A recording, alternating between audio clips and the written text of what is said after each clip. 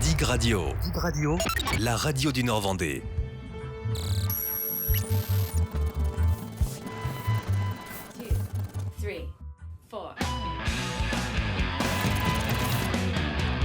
Bonjour à tous, très heureux de vous retrouver dans Backstage sur TV Vendée et Dig Radio. Aujourd'hui, nous recevons un humoriste vendéen bien connu derrière moi, c'est Chapuz. Bonjour Chapuz. Bonjour Guillaume. Et bonjour ou bonjour Serge, je sais oui, pas. Oui. Comment on vous appelle, Serge ou Chapuz maintenant, dans la vie de tous les jours? Beaucoup Chapuz et même Monsieur Chapuz. Ça me... Monsieur Chapuz, carrément. Ouais, carrément. Alors, ça, Alors Chapuz, une belle histoire quand même.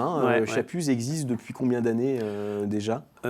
Disons que j'ai commencé à envisager le truc un peu plus professionnellement depuis 2010. D'accord. Donc avant, j'ai fait un peu de scène, mais c'était des choses un peu plus modestes et un peu plus privées que ce que je fais maintenant, quoi. Oui, d'accord. Et comment c'est venu justement, Chapuz, cette idée de faire rire aussi? C'est venu, j'ai toujours été un raconteur d'histoires, j'aimais bien briller en société racontant la dernière histoire. Et un jour un jour on a acheté un restaurant avec mon épouse et donc j'ai commencé à créer des soirées humour dans ce restaurant. Donc c'était très pratique parce que j'étais dans ma salle à manger à raconter des histoires. Donc c'est comme ça que j'ai commencé à aimer le spectacle. Et puis après en 2009-2010, j'ai rencontré un agent et là je me suis dit c'est un peu plus sérieux. Donc avec Vincent Brégé, je me suis mis à l'écriture pour écrire mon premier spectacle et on va sortir le 4e ou le 5e si on compte cette première période où je racontais des histoires. Vincent Brégé qui vous soutient depuis le début. C'est une belle collaboration, une amitié aussi, puisque je suis fidèle, je dirais, je travaille exclusivement avec lui. Et lui aussi, ce qui n'est pas le cas, ce qui n'est pas le cas de tout le monde, hein, mais là on s'entend bien, ça se passe bien, on échange beaucoup. Il balise ma carrière, puisque c'est quelqu'un qui a une grande expérience du spectacle et des artistes et des organisateurs et tout ça, donc il balise mon chemin, donc comme ça je ne m'écarte pas dans des choses qui ne seraient pas intéressantes, quoi. Vincent Brégé, qui est votre agent, votre producteur, voilà, il fait un peu tout, quoi. Qui organise et qui me soutient dans l'édition d'affiches, de CD, de cartes de dédicace, dans l'organisation de spectacles aussi. Donc tout ça se passe bien. Chapuz, c'était beaucoup du patois avant, hein. C'était plus un comique patoisant. Maintenant, ça disparaît un petit peu. Pourquoi ? Le personnage a été créé à l'auberge des vieux bateliers à Maillet, donc quand je me suis mis à raconter des histoires, j'ai pris ce look de vieux batelier, quoi, avec un béret, et puis forcément on était au cœur du Marais Poitevin, donc je patoisais, quoi, je patoisais, un patois qui était quand même un peu touristique, quand même, qui n'était pas du pur et dur. Et puis, la carrière évoluant, mon terrain de chasse étant maintenant le Grand Ouest, puisque je vais en Bretagne, je vais en Maine-et-Loire, en Indre-et-Loire, en Mayenne, en Sarthe. Donc, le patois vendéen, si je veux faire fuir les gens de la salle, faut pas que... Donc, petit à petit, j'ai abandonné ce patois pour me consacrer... Mais je garde quand même une connotation rurale, quand même. Hein. Je me baptise comique rural. Comique rural. Comment vous l'expliquez d'ailleurs? On connaît plusieurs comiques ruraux actuellement, notamment les Baudins, qui fonctionnent très très bien. Je crois qu'ils sont numéro 1 de vente de billets. Vraiment, ils remplissent toutes les salles. Comment vous l'expliquez, ça? Je sais pas. C'est peut-être les gens ne veulent pas oublier leurs origines et tout ça. Enfin, moi, en tout cas, ce que j'ai envie de dire, c'est que ces deux acteurs extraordinaires ont développé ce comique rural et d'autres derrière comme Polo aussi. Et nous, les autres, on suit. Bon, c'est sûr qu'on n'a pas forcément... moi, je n'ai pas forcément un spectacle destiné à des urbains purs et durs, des Parisiens qui seraient nés à Paris. Je vais plutôt surtout dans des communes rurales où là, tout le monde a un grand-père, un oncle, un voisin qui avait avait ma dégaine et qui avait ce parler rural, donc, et qui plaît mieux, et les spectateurs s'y retrouvent un peu mieux, quoi. Donc vous essayez, vous, Chapuz, de changer de spectacle régulièrement. Vous êtes là au 5e, on va en parler dans quelques instants. 5e spectacle, il y a eu le spectacle à la cave qui a très bien marché. Le dernier, notamment, qui s'appelait, rappelez-moi... Le Café du Pauvre. Le Café du Pauvre, ça a très bien fonctionné. L'idée, c'est de se renouveler aussi, de proposer... régulièrement autre chose. Effectivement, c'est pour revenir dans des endroits, dans des salles où ça s'est super bien passé avec des organisateurs, où on a été super bien accueillis, où le public nous a accueillis aussi. D'y revenir avec le même spectacle, c'est pas toujours facile, quoi, même si on change quelques petits trucs. Donc le mieux, c'est de revenir avec un nouveau spectacle, en disant c'est comme le Beaujolais nouveau est arrivé, quoi. Voilà, c'est le nouveau cru. Hein, donc c'est... Alors, c'est pas forcément moi qui le décide, c'est des organisateurs, des fois notamment un organisateur qui me sollicite assez régulièrement. Je fais tous mes spectacles avec lui. D'accord. Et c'est l'association Escargot de Beaulieu, et à chaque fois qu'ils m'interrogent, ils me disent « T'aurais pas un nouveau spectacle ?» Alors la dernière fois, j'aurais dit je peux faire un best-of. Oh, il m'a dit « Non, ce serait pas bien un best-of. Hein. Tu peux pas faire un nouveau spectacle ?» Je dis « Laisse-moi 2 mois, que une idée quand même. Hein. » Et donc j'ai eu cette idée de travailler sur un autre axe, rural encore. Et puis donc ça m'a pris quand même une bonne année pour l'écrire, et puis le répéter, et puis le préparer.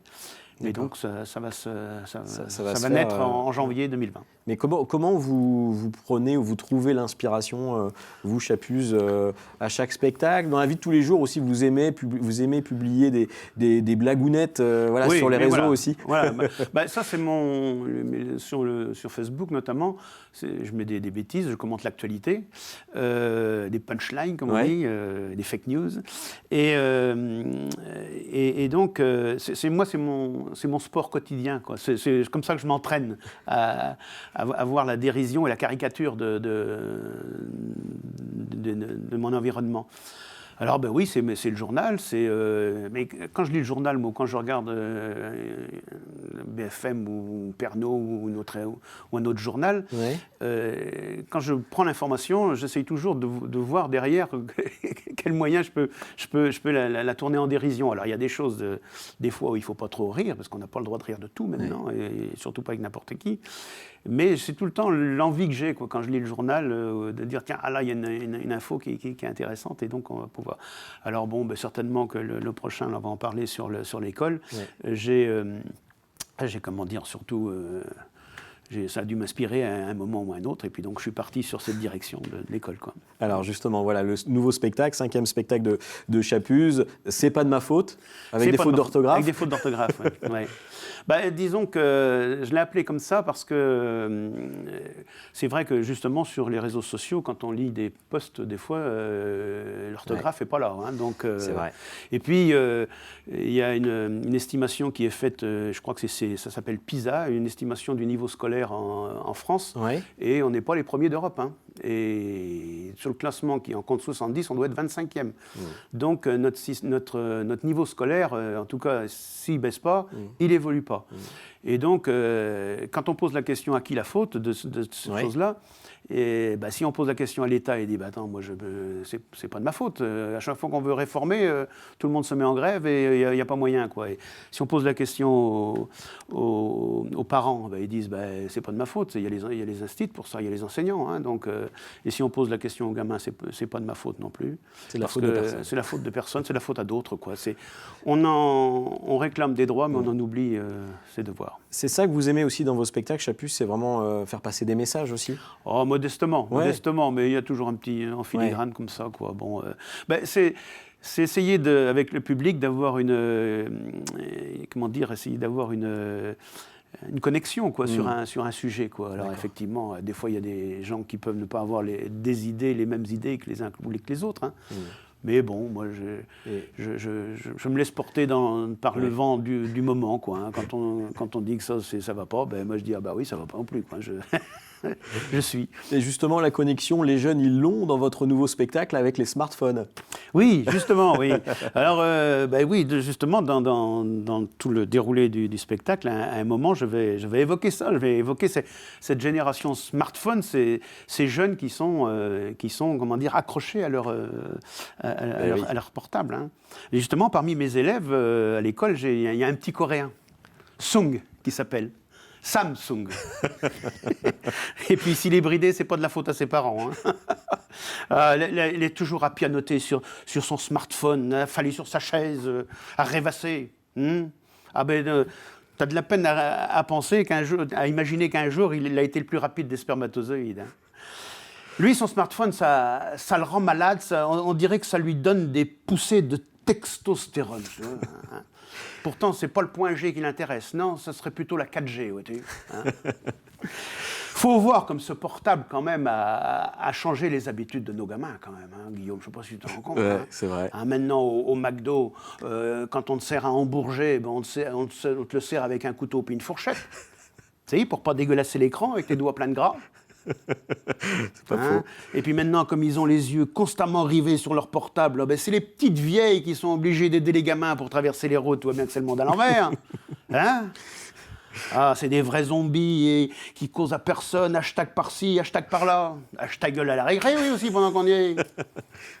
Si les heures passées sur Facebook étaient payées, nos gamins seraient milliardaires. Hein? Ah oui. Puis ils brassent tellement d'air aussi qu'il faudrait construire plus d'éoliennes. Si, pour faire plus d'électricité. Parce qu'il en faut d'électricité pour faire marcher ça. Hein? Il est souvent branché, le bordel. Hein? Dame l'est tellement branché que c'est presque redevenu un téléphone fixe, tu sais. Ouais. Facebook, Twitter, Amstramgram. Hein? C'est comme ça qu'ils disent. Hein? J'aime autant te dire que ça débite. Enfin, c'est plutôt la carte bleue des parents qui est en haut débit. Hein? Dans le temps, toutes les filles, il y avait un journal intime, tu te rappelles? Hein? Et puis personne n'avait le droit de le lire. Maintenant, elles sont toutes sur Facebook ou Twitter. Et puis, elles ne sont pas contentes quand personne les lit. Puis elles ne sont pas timides, les gamines. Oh là là là là là là. Il y en a qui partagent de ces photos, mon ami. Hein? Leur mur, leur profil, ça ne ressemble plus à un mur, ça ressemble plutôt à un trottoir. Hein? Les jeunes, maintenant, avec leurs ordinateurs, ils jouent plus qu'au chat puis à la souris. Hein? Ils n'ont plus le temps de jouer au docteur. Hein? Faut dire aussi qu'ils n'ont plus grand-chose à apprendre, puisqu'ils sont toujours rendus sur YouPorn maintenant. Hein? Ça, c'est fait. Puis il faut que ça aille vite. Il ne faut pas que le navigateur Google rame. Hein? Eh oui, il faut une machine avec 64 bits au moins. Comme disait la mémé, moi j'ai eu celle de ton grand-père, puis dame, ça me suffisait. Hein? Voilà. Quand on voit les magasins maintenant, ils te proposent le Wi-Fi gratuit puis les chiottes payantes quand même. Tu te demandes s'ils n'ont pas raté quelque chose au niveau des priorités quand même. Hein? Enfin, que voulez-vous, c'est comme ça. Maintenant, les gens préfèrent le Wi-Fi à l'apéro pour se connecter entre eux. Pas étonnant qu'ils finissent par avoir la gueule de bois. Joli, bravo Chapuz. Vous avez reconnu le costume. Le costume, il a pris le costume de Chapuz, hein, Serge. Ouais. Pour ce sketch que vous retrouverez donc dans le prochain spectacle. C'est pas de ma faute. Voilà. À partir de janvier, en tournée en Vendée. Il y a une quinzaine de dates. Hein. Il y a la Motachar, on commence le 18 et le 19. Après, Nieul-le-Dolan, Fontenay, il y a Benet, il y a Coulonges-sur-Lotise, et puis voilà, toutes les dates à retrouver sur votre site chapuz.fr. On vous retrouvera en tournée, on vous soutiendra Chapuz avec grand plaisir. Merci et à très bientôt dans Backstage. Merci.